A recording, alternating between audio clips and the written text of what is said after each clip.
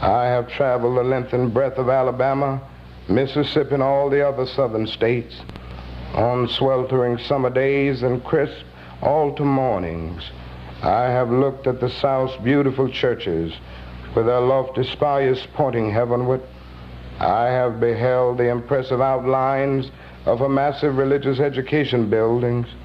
Over and over, I have found myself asking, what kind of people worship here? Who is their God? Where were their voices when the lips of Governor Bonnet dripped with words of interposition and nullification? Where were they when Governor Wallace gave a clarion call for defiance and hatred? Where were their voices of support when bruised and weary Negro men and women decided to rise from the dark dungeons of complacency to the bright hills of creative protest? Yes, these questions are still in my mind.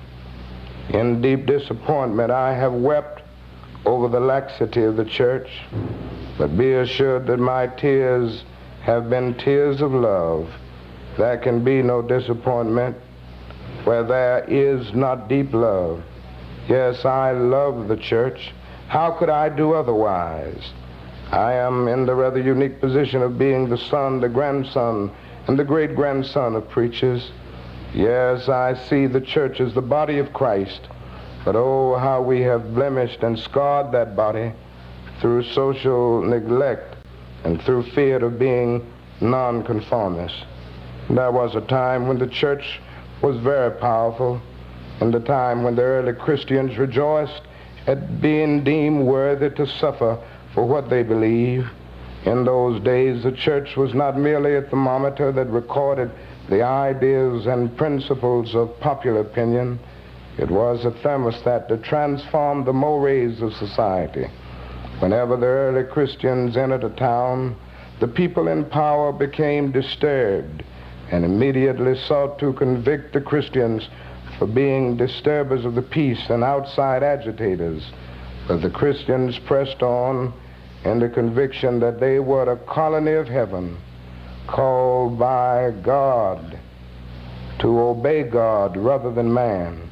Small in number, they were big in commitment. They were too God intoxicated to be astronomically intimidated. Things are different now. So often the contemporary church is a weak, ineffectual voice with an uncertain sound. But the judgment of God is upon the church as never before.